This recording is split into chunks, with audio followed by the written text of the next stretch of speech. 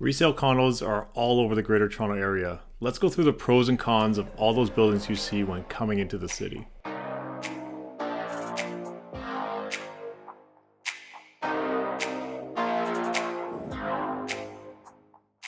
Hey, I'm Michael Ouzas, realtor with Royal LePage Signature. Before we get going, I just want to mention that I've personally purchased both resale and pre-sale condos. In my last video, I went over the pros and cons of buying a pre-sale condo. Now let's break down the pros and cons of a resale condo, which is a condo that's on the market for purchase either on MLS or exclusively. Okay, let's get started with the pros. So pro number one, price. Right now, if we're looking at pre-construction pricing for a couple years down the line, resale condos are still in around the 20% less than pre-sale as of right now. Number two, pro to buying a resale condo is you get to see exactly what you're buying. You can see, touch, feel the finishes, the layouts, the build quality, and even the views. Number three, an established building budget. With the status certificate readily available, you and your lawyer will get a good look at the budget and the building's reserve fund. This will give you a solid snapshot of how the building has been performing financially. It will also let you know if the specific unit that you want to purchase has any outstanding condo fees or balances with the condo board, which would get carried over with the unit, so you want to make sure that's all taken care of in your purchase. Number four, your amenities are built. Sometimes with these new buildings, that fancy gym that was promised might end up only having 2 bikes instead of the 20 on the photos. Trust me, I've seen it before. With resale, you can see the existing amenities in the building. You can see what equipment is there, and you can see if the party rooms or cinemas or whatever it may be will fit your needs. Number five, size. I don't think it's too much of a secret, but the older the building, typically the bigger the unit. Newer buildings seem to have condo sizes that are getting smaller and smaller by the year. On to the cons. Con number one, not really a con, but part of the purchase process and very different than a pre-sale condo is that your typical down payment on a property is usually 20% on closing, and that usually happens within 60 days of accepted offer if that's when your closing time is.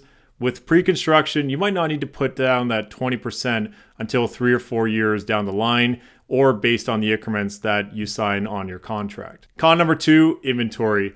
Maybe there's a specific building, certain area, but what if there's no units available at the time you're looking to purchase? If one comes up and other buyers are looking for the same exact criteria that you are, usually there's a lot of competition. In 2020 and into 2021, we had 5 months of inventory here in Toronto in the downtown core. It was definitely a buyer's market. Now we're a few weeks into 2022.